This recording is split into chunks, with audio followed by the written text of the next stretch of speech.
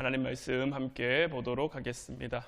오늘 우리가 함께 볼 하나님 말씀은 출애굽기 4장 1절 2절 말씀입니다. 출애굽기 4장 1절 2절 말씀, 우리 다 같이 한 목소리로 말씀 보도록 하겠습니다. 모세가 대답하여 이르되 그러나 그들이 나를 믿지 아니하며 내 말을 듣지 아니하고 이르기를 여호와께서 내게 나타나지 아니하셨다 하리이다. 여호와께서 그에게 이르시되 내 손에 있는 것이 무엇이냐? 그가 이르되 지팡이니이다. 아멘. 오늘 이 시간에는 어제 말씀에 이어서 하나님의 수업 가운데 탁월함에 대한 부분을 우리가 좀 함께 나누어 보고자 합니다. 우리가 인생을 어떤 고지론으로 이해하게 되면 우리가 준비하는 모든 것들은 누군가를 밟아야 하거나 누군가보다 빨라야 하거나 누군가보다 강력해야 해요. 그래야 앞서 나갈 수 있으니까요. 결국은 누군가의 등과 얼굴, 마음과 영혼을 밟고 일어선 우리들의 모습을 보여줘야만 세상은 우리를 향해 탁월하다라고 이야기를 할 거예요. 운동선수들이 탁월한 기량을 보이려면 수많은 경쟁하는 다른 선수들보다 더 나은 기량을 보여줘야죠. 영업사원이 그 영업사원으로 하는 영업 가운데 탁월함을 보여주려면 다른 경쟁하는 영업사원들보다 훨씬 더 많은 물건을 팔거나 어떤 세일즈를 감행해야 할 거예요. 공부를 하는 것도 마찬가지죠. 내가 1등이 된다는 것은 내 밑에 수많은 2등부터 마지막 등수까지 있는 것을 의미하기 때문에 세상이 말하는 탁월함의 기준은 다른 사람들보다로 세워지기 때문인 거예요. 내가 이 사람보다 더 낫고 내가 저 사람보다 더 탁월하고, 그것이 학력이 됐든 직장이 됐든 외모가 됐든 인기가 됐든 내가 소유한 그 어떤 것이든 간에 내가 다른 사람들보다 낫다, 탁월하다 이렇게 얘기하는 게 되죠. 그러면 성경에서 탁월했던 하나님의 사람들은 어떠했을까요? 참 재밌는 것은 성경은 그들의 탁월함의 기준을 다른 사람들보다 이렇게 정하고 있지 않다라는 거예요. 하나님의 사람들은 누군가의 등을 밟기 위해서, 누군가보다 빠르기 위해서, 누군가보다 강력하기 위해서 자기 자신을 연단하고 자기 자신을 단련해 가는 게 아니죠. 왜냐하면 그 이유는 그것들, 다른 사람들보다 더 나은 것, 다른 사람들보다 더 많이 가진 것을 소유한 것으로는 우리가 이 땅 가운데 이룰 수 있는 것은 지극히 작은 부분이라는 것을 깨달았기 때문인 거예요. 그런 것들로는 하나님이 맡기신 사명을 이루어낼 수 없다는 것을 그들은 알았기 때문에 세상이 말하는 누군가보다 더 나은, 다른 사람들보다 더 나은 그런데 연연하거나 그런데 삶의 기준을 둔 것이 아니죠. 세상적인 기준에서 탁월함은 기준 그대로 조금 더, 다른 사람들보다 조금 더 준비된 탁월함일 뿐인 거예요. 하나님의 사람들이 탁월함으로 두었던 그 기준은 언제나 하나님과의 관계라는 것을 우리는 늘 잊지 말아야 해요.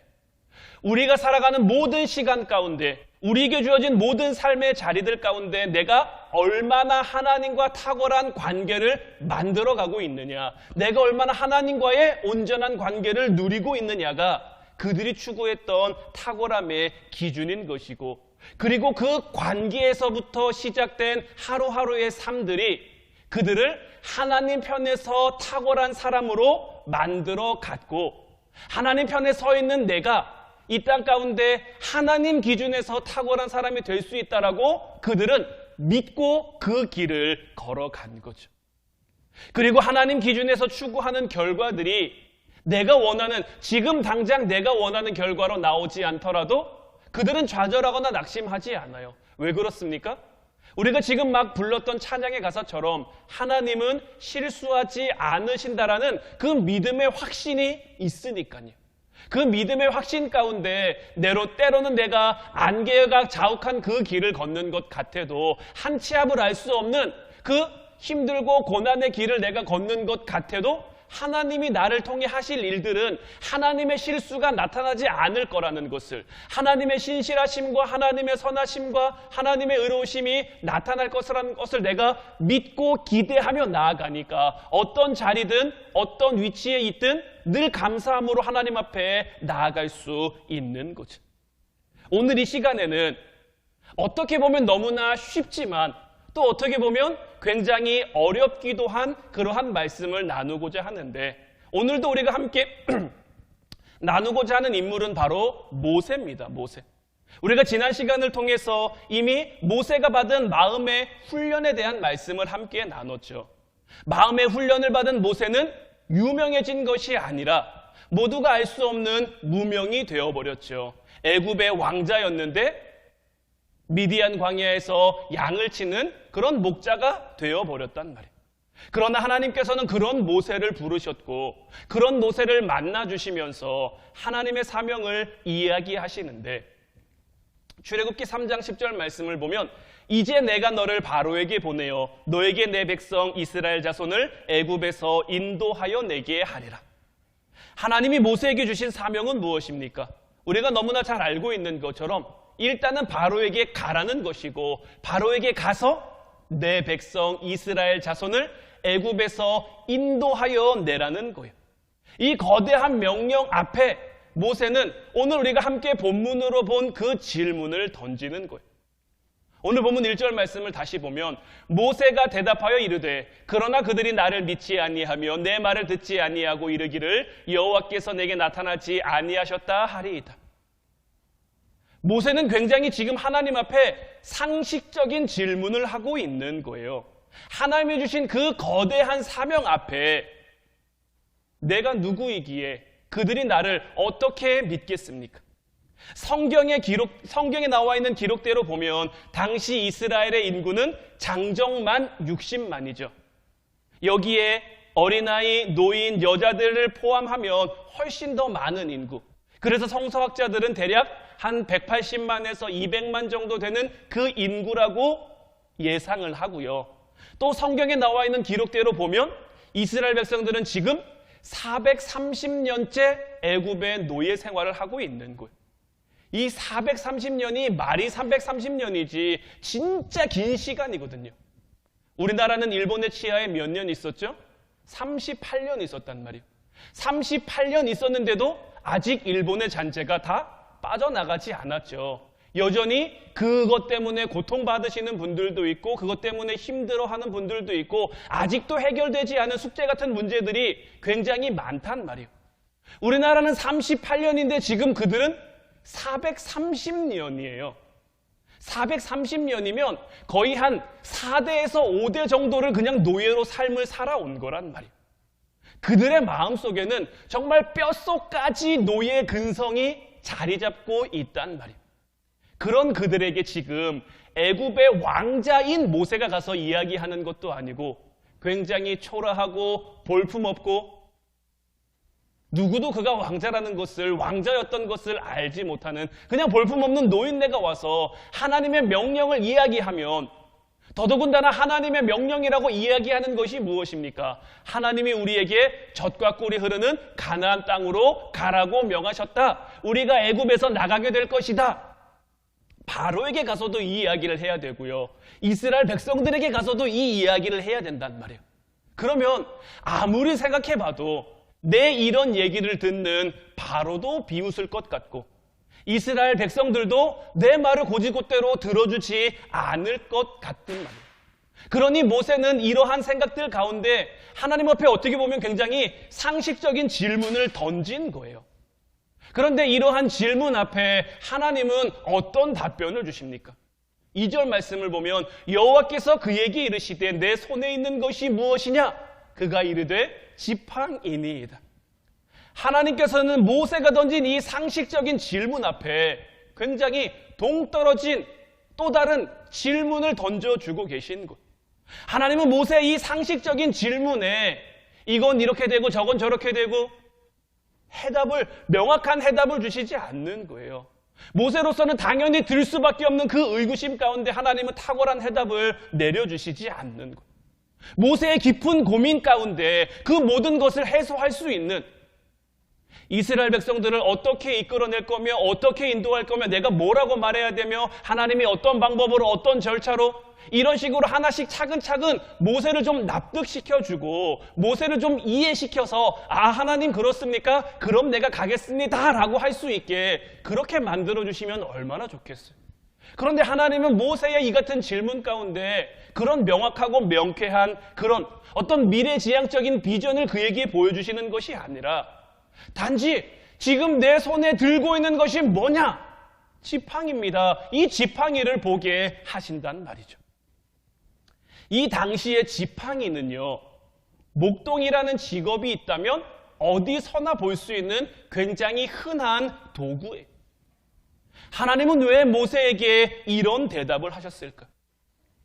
결론부터 여러분들에게 먼저 말씀을 드리면 이것이 정말 진실로 이 모든 것을 해결할 수 있는 그 대안이라고 모세 편에서 이야기하신 게 아니라 하나님 편에서 지금 하나님은 이야기를 하고 계신 거예요.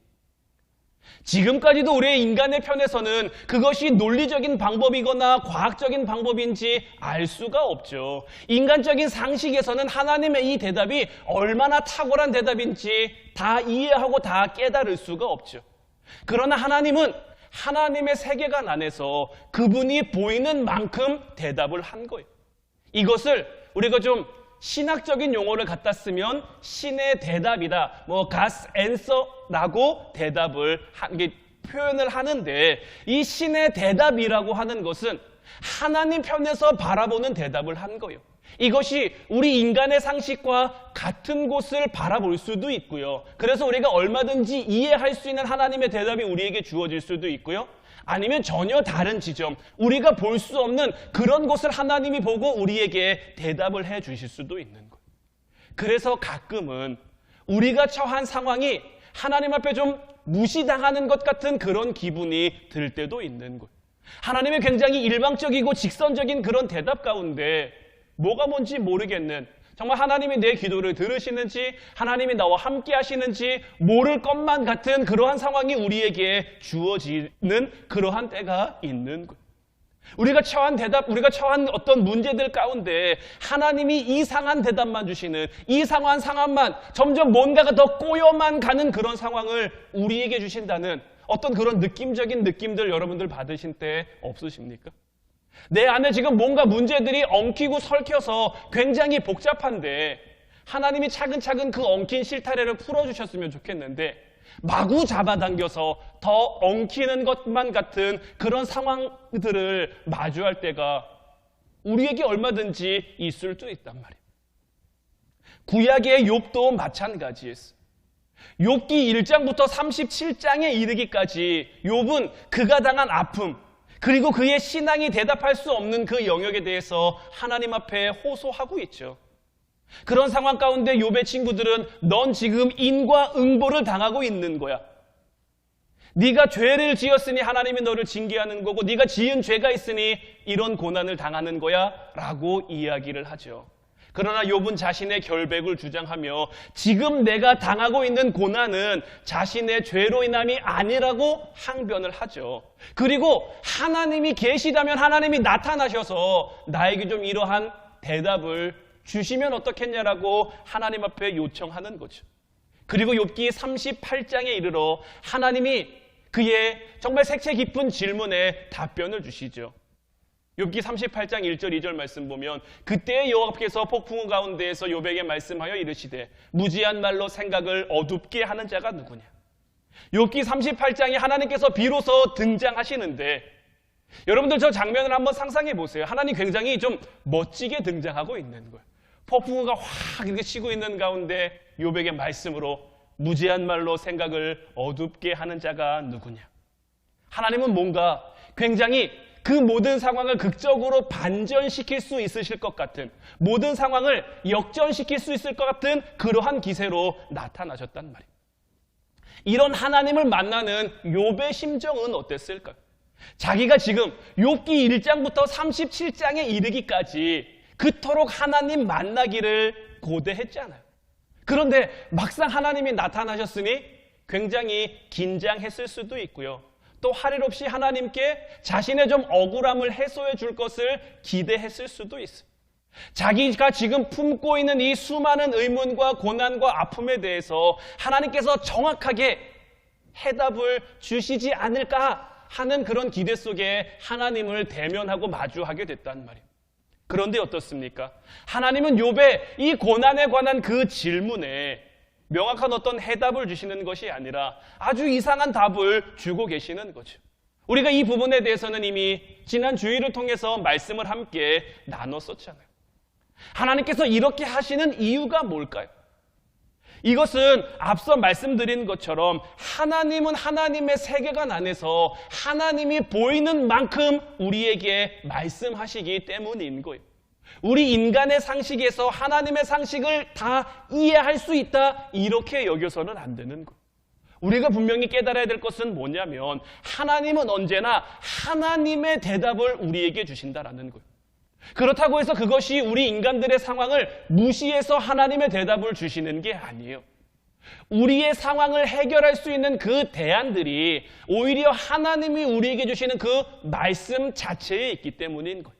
그리고 우리 하나님께서는 하나님 당신의 말씀에 대해서 우주적인 자신감을 가지고 있으신 분이에요. 욥기의 결론을 보면 어떻습니까?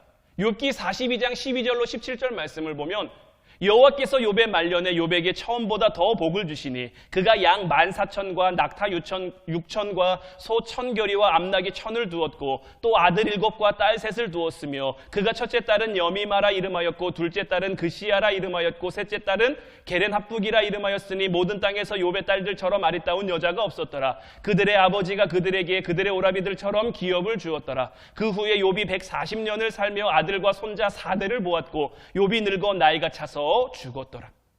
욥기의 결론은 어떻습니까?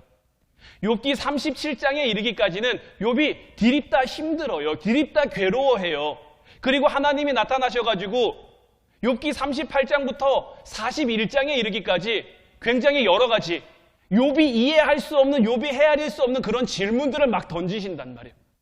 그런데 더 놀라운 건 뭡니까? 욥이 그런 질문들 가운데 주님, 내가 지금까지 주님을 귀로 듣기만 했는데 이제는 눈으로 주님을 봅니다. 이렇게 고백을 하고 있는 거예요. 그러면서 내가 티끌과 죄 가운데 회개하면서 주님께 나아갑니다. 이런 고백을 하고 있는 거예요. 그리고 욥이 이런 고백을 하자 하나님이 뭐 합니까? 지금 이런 축복을 내려주시는 거예요. 욥이 결국 이 놀라운 축복을 받았는데 이 욥의 축복이 어떤 인간의 상식과 어떤 인간의 탁월함을 통해 준비된 결과라고 말할 수 있습니까? 욥이 탁월하게 준비를 잘해서 하나님이 이 같은 축복을 주셨다고 우리는 말할 수 있습니까? 아니란 말이에요.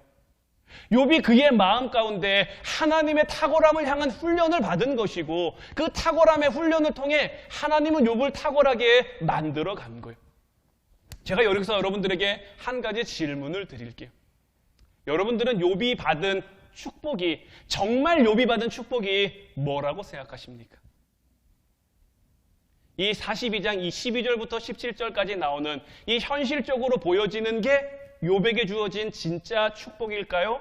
아니면 내가 이제는 귀로 주님을 듣기만 하다가 정말 이제 눈으로 주님을 보게 된 것이 욥에게 진짜 축복일까요?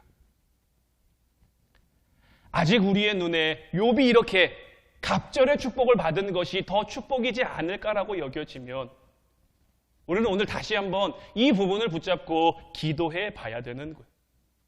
하나님께서는 우리의 상식과 우리의 탁월함, 우리가 준비한 그런 것들로 우리의 삶을 이루어 가시고 만들어 가시는 게 아니에요. 자, 다시 모세의 이야기로 돌아와서 모세가 가지고 있는 지금 그 어렵고 진지한 문제들, 하나님 편에서는요, 모세가 들고 있는 지팡이 하나면 다 해결될 수 있는 그런 문제. 물론 지금 당장 모세의 입장에서는 이해가 안 되겠죠. 지금 당장 모세의 입장에서는 그 세계를 볼 수가 없겠죠. 근데 하나님은 이미 하나님이 보이는 그 세계를 통해서 모세에게 답변을 해주고 계신 거예요. 네 손에 지금 뭘 들고 있냐? 지팡이를 들고 있습니다.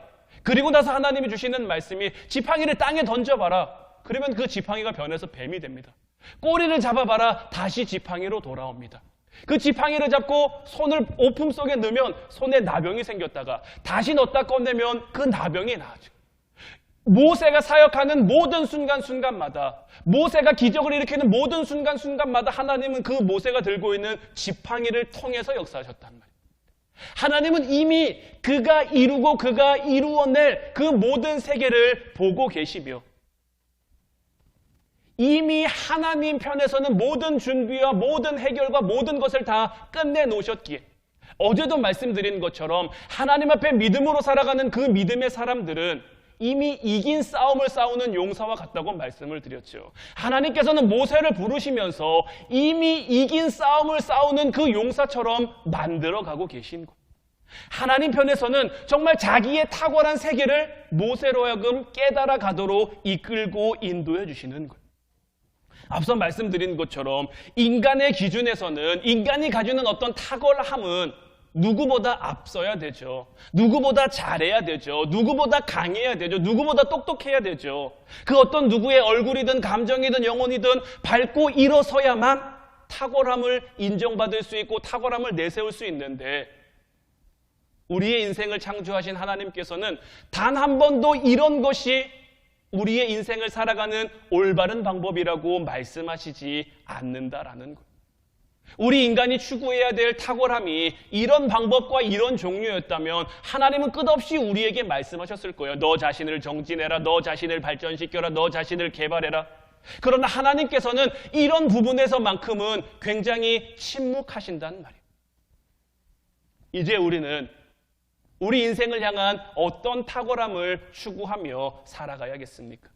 여러분들은 여러분들의 인생 가운데 어떤 탁월함이 나타나기를 원하십니까?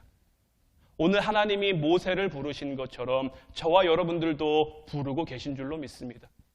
그리고 우리를 부르신 그 하나님께서 지금 당장은 우리가 이해할 수 없는, 지금 당장은 우리가 받아들이기 힘든 그런 상황이나 그런 현실이나 그런 문제를 마주하게 하실 수도 있어요.